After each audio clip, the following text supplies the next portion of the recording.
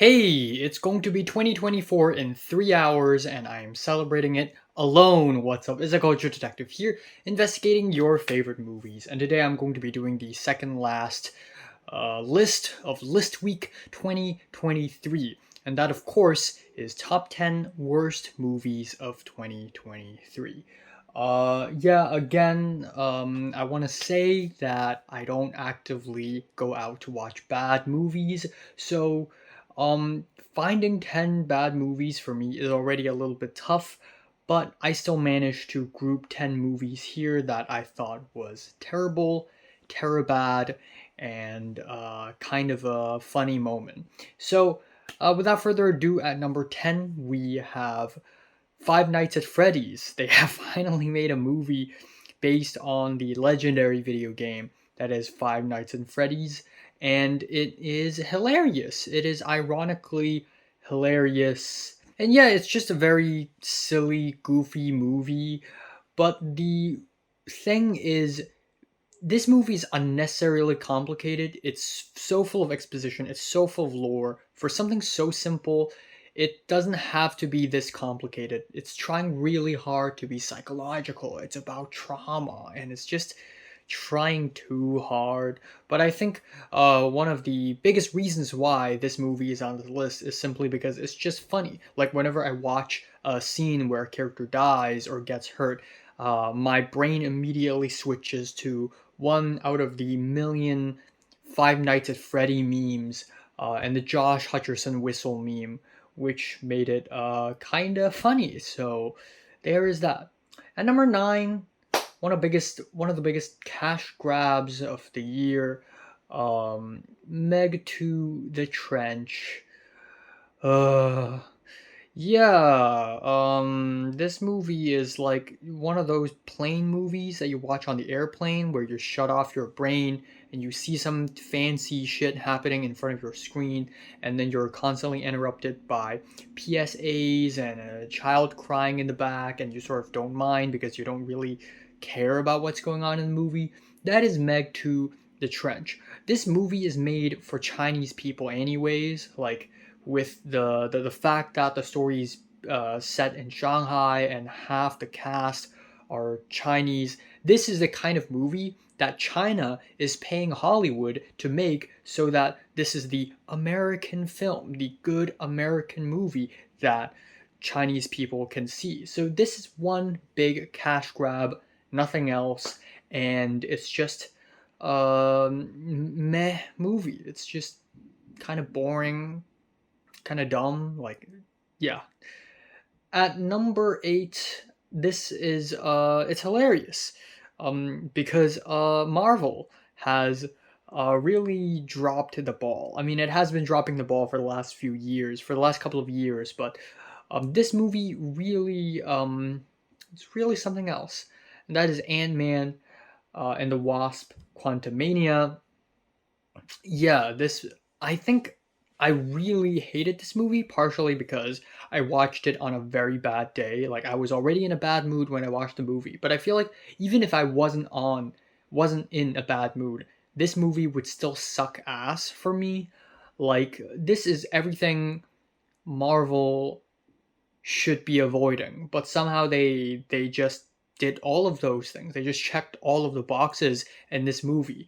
Every single fight scene is so filled with CGI.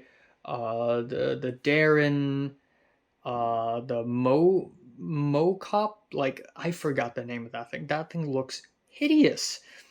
All of the dialogues, the real people don't speak that way. They're so fake. There are Marvel movies with fun, quippy dialogue, but this movie is just not it. All the one-liners make no sense. They're all so fake. Real people don't act that way. And the acting is so bad. I think it's because everyone's just either phoning in, or they just, because the dialogue just sucks.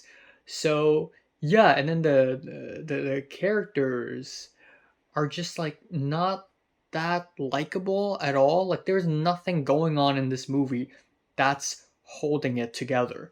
So yeah, Marvel has really dropped the ball. There's also Miss Marvels, or the Marvels, but I haven't really seen that.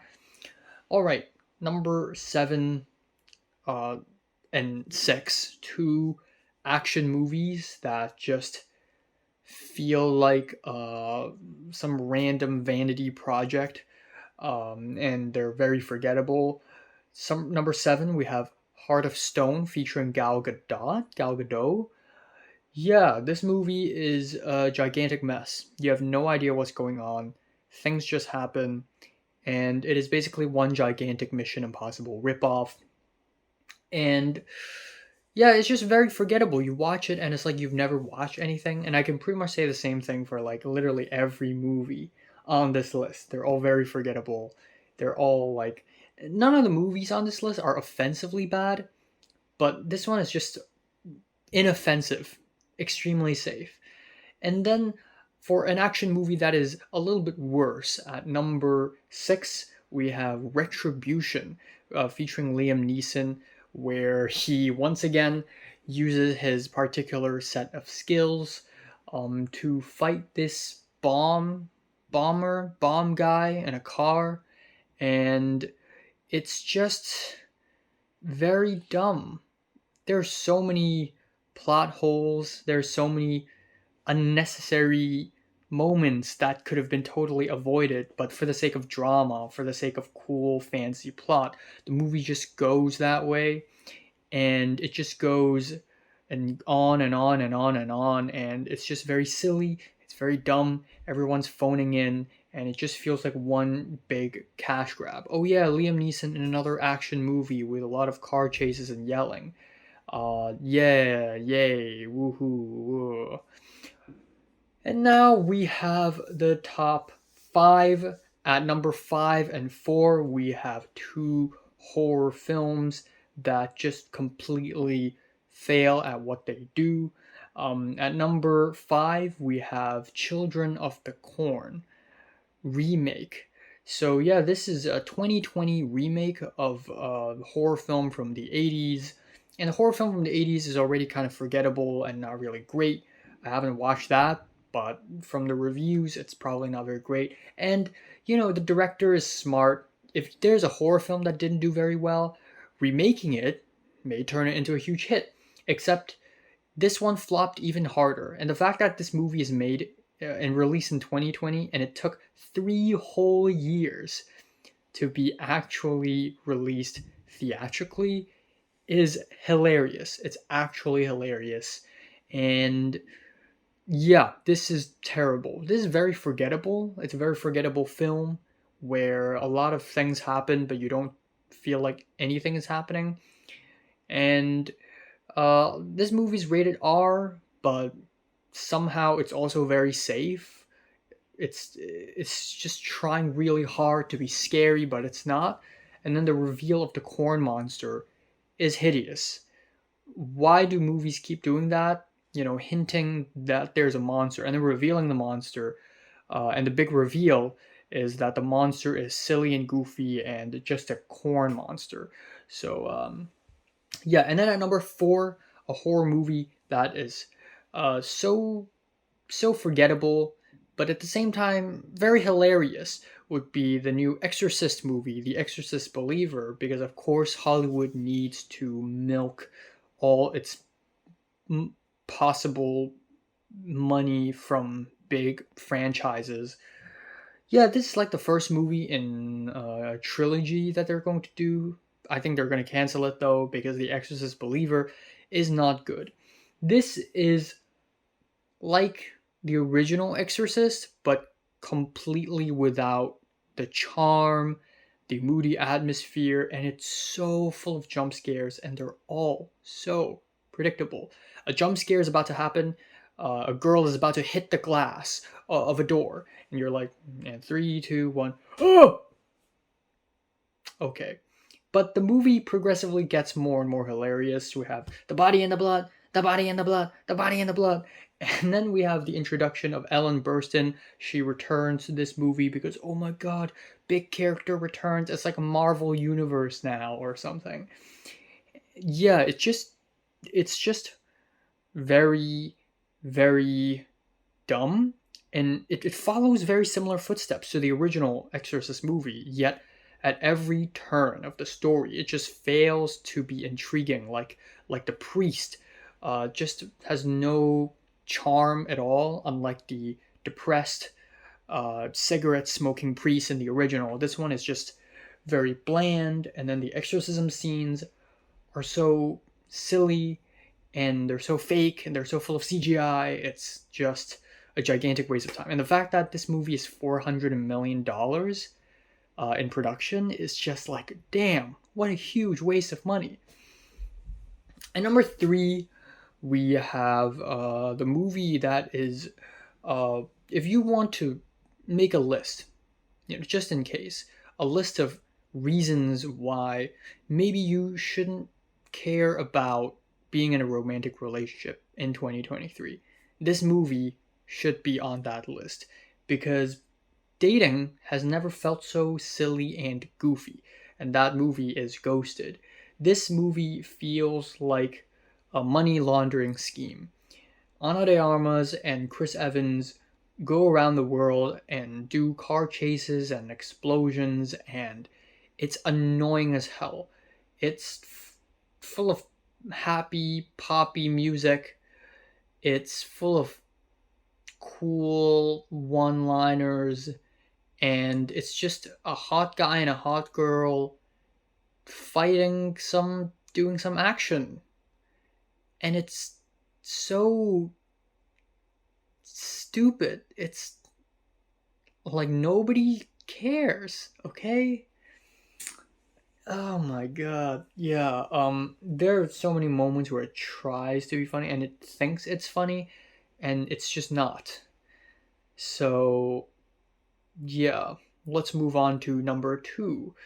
This movie is one of the weirdest moments in early 2023, and that is Winnie the Pooh Blood and Honey. So, Winnie the Pooh is now in the public domain. So, first thing that happens is somebody makes a Winnie the Pooh horror movie, which seems like a funny idea. I am not expecting greatness in this movie, of course, given the poster looks like this, but maybe it'll still be a fun, bloody, gory, campy movie. But no, it's just a bunch of it's just a bunch of British people lost in the woods and get murdered by Winnie the Pooh and Piglet. Like that's the whole film. It's the characters make some of the dumbest and silliest decisions, and the entire movie is just the girl screaming ah ah ah, and that's the entire movie. It's a non-ending as well. Like the movie just doesn't end for some reason. And yeah, I watched this movie very early on in the year, but I think I've pretty much forgotten most of the movie aside from the death scenes, which are all really funny. There's a death scene in a swimming pool where Winnie the Pooh, or was it Piglet? I forgot. They have a chain and they're slashing the water and they're slashing the water, and it just goes on for like 3 minutes. Like, why is this death scene taking so long? It's hilarious. So yeah, Winnie the Pooh, bad movie. But even though this is the lowest rated movie of the year on Letterboxd, I just feel bad if I put it at number one because it's low budget. Nobody takes this movie seriously anyways. It would be very mean of me to put this movie at the number one spot. For a number one spot, I would put a movie that looks big budget, looks like a big production, but just fails on all fronts completely. And that is a movie called Expendables or Expendables 4. Yeah, at number one. I forgot the drum roll, but who cares? Yeah, this is also like a money laundering scheme. The plot is AI generated, or at least it feels like it's AI generated. All of the dialogue is so snarky and cool and witty, it makes you roll your eyes every time, especially given that none of them are funny. There are so many characters in this movie, and most of them are not explored well. Most of them don't have any screen presence. The only people who have screen presence is Megan Fox and Jason Statham. And Megan Fox plays Megan Fox. Jason Statham plays Jason Statham. And they have no character whatsoever. They have no personality whatsoever. All of the plot twists in this movie are predictable as hell. They're cliche as hell. And Uh, it's it's just it just feels AI generated. It really is, and the CGI, it's like it came straight out of a PlayStation graphics, like PS2 graphics or something. Why is it so bad? It looks so high budget. It looks so high budget. It has all these actors, yet the CGI is terrible. The script literally just happens and then it just ends in the most inoffensive, safe way possible. And the whole movie is just offensively inoffensive. It's so goofy, it's so silly, and it's just like I've watched nothing.